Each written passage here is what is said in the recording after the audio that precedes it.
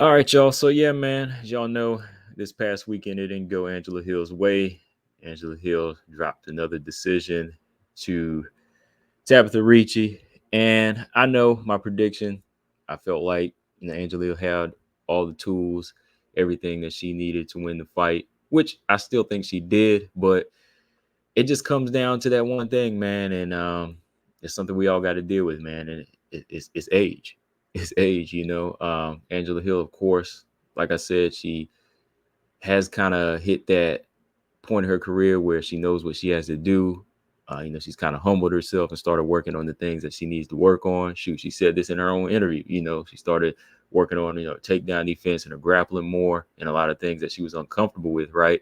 So, yeah, that's the big improvement that you've seen through a lot of her fights. But sometimes, it can be a little too late.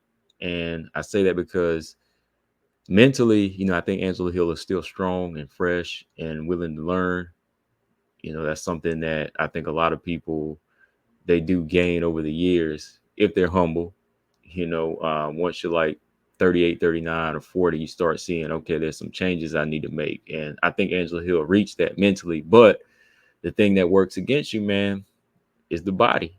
It's the body, man. The body sometimes it just works against you and it wants to do something else.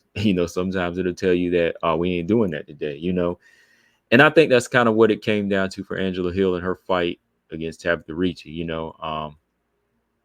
I think Angela Hill definitely had the IQ, and she's seen the things that Tabitha Ricci brought to her before. But as far as her body coinciding with her mind and saying, okay, let's do this. Let's pick this girl apart.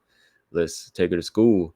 Her body was just on another thing that night. It was just it just had different plans, and we could see that. Angela Hill looked like she was kind of gassing in the first round. She didn't really have she just didn't have that timing of you know popping the straight shots off, letting the jab go. And that's something I was seeing her doing against Loopy. Because Tabitha Ricci wasn't doing anything like spectacular as far as or bringing something new to the table where she was just all over the place moving or you know giving Angela a hard target. It's just like Angela Hill didn't really have that fast twitch to her, letting those hands go. It's just a lot of feints and a lot of movement from her, but nothing to really get Tabitha Ricci's respect. So after seeing this fight, and just seeing Angela Hill kind of drop that opportunity, the question came to my mind was, can Angela Hill get back to that position again that she was in, number 9, because now she dropped to number 11. So, it's been a while since she's been in the top 10, so when I was looking at it, I was like, oh man, like the way she dropped it to somebody like Tabitha Ricci, who I thought she could beat, it just made me ask, can she get back there? And unfortunately, I don't think so, man, at this point.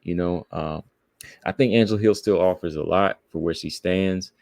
And I think that it's still exciting to see her add new elements to her game as far as her career and just building herself up mentally and as a person, because there's always an accomplishment for a fighter, whether they get the belt or not, for somebody like Angela Hill and other fighters, to be able to say, okay, I was able to improve here and here, and they kind of shoot those little goals for themselves. But as far as seeing like Angela Hill get to, like top 5 or even top 7, I think those days might have passed now. She might get there, if other fighters retire or if, chess is played right. But even when we look at the rankings right now, it's kind of hard for me to see like Angela Hill get, uh, get a decisive victory over any of these fighters, especially if she couldn't beat somebody like Tabitha Ricci. Because when you look at somebody like Tabitha Ricci, I think Tabitha Ricci definitely used what she needed as far as youth and strength.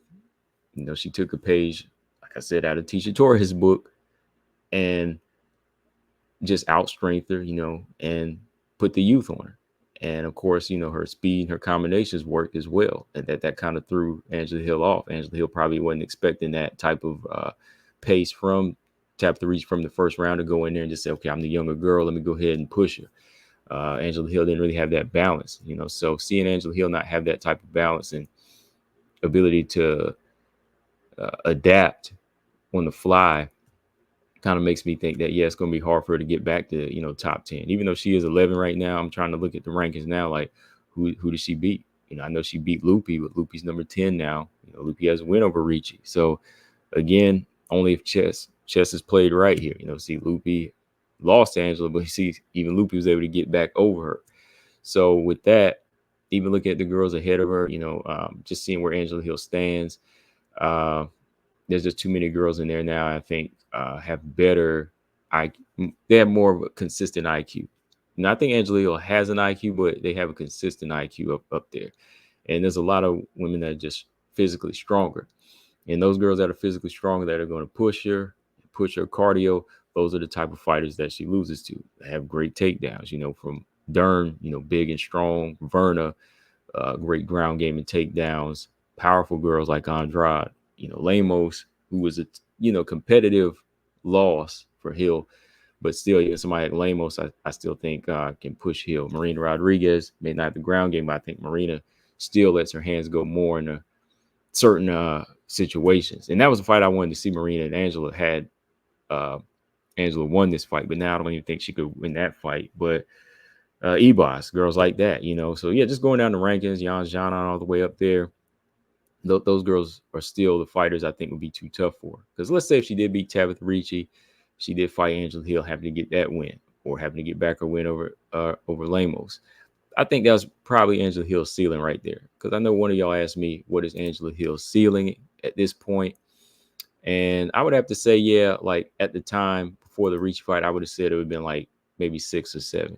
And that would have had to been her being on her A game at that point. Because, yes, she probably could have got by a Marina, had her jiu-jitsu been on point for that fight.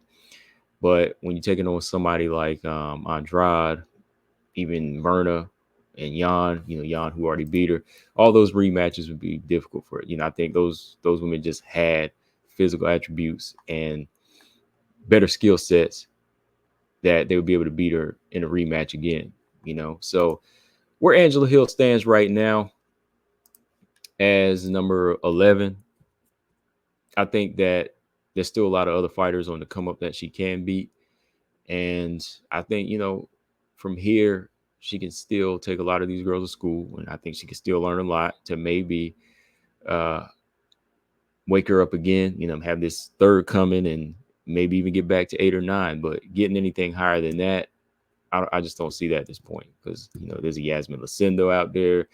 Jillian Robertson, those are all kind of tough fights. Jillian Robertson's the type of girl that jumps right on you, pulls you, and drags you down. And we all know her BJJ is just next level, But Angela Hill has beat a lot of those prospects, though. She beat a lot of those girls, but there's still some I think she could still beat, But even at this point, girls like Demopoulos. Let's say Demopoulos beats Jacqueline Amram in her upcoming fight. Demopoulos would be a lot for Angela Hill because she's youthful, she's strong.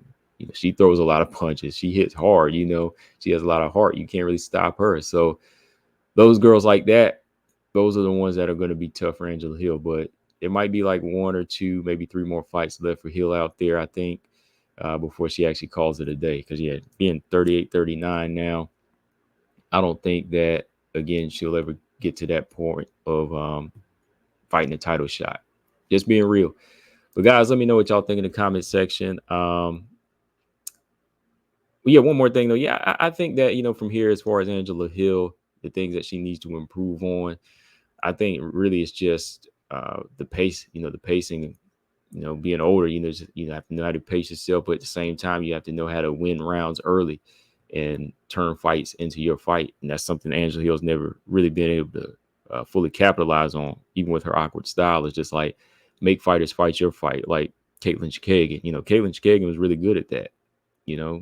She's lost to some of the better fighters, but I think Caitlin Chikagan has been better at making girls kind of fight her fight. And that's something I think Angela Hill would have to do at this point. Can she improve her cardio now at 40? Maybe. I think she's improved her ground game much better than it used to be. So that can always improve. But as far as something that'll stick, I think being older, she just needs to kind of make the younger girls fight her fight. But we'll see if she can do that. What do y'all think? Y'all think Angela Hill can get back in the top 10? Make sure y'all hit that like button and subscribe. Combo Breaker 99. I'm out. Peace.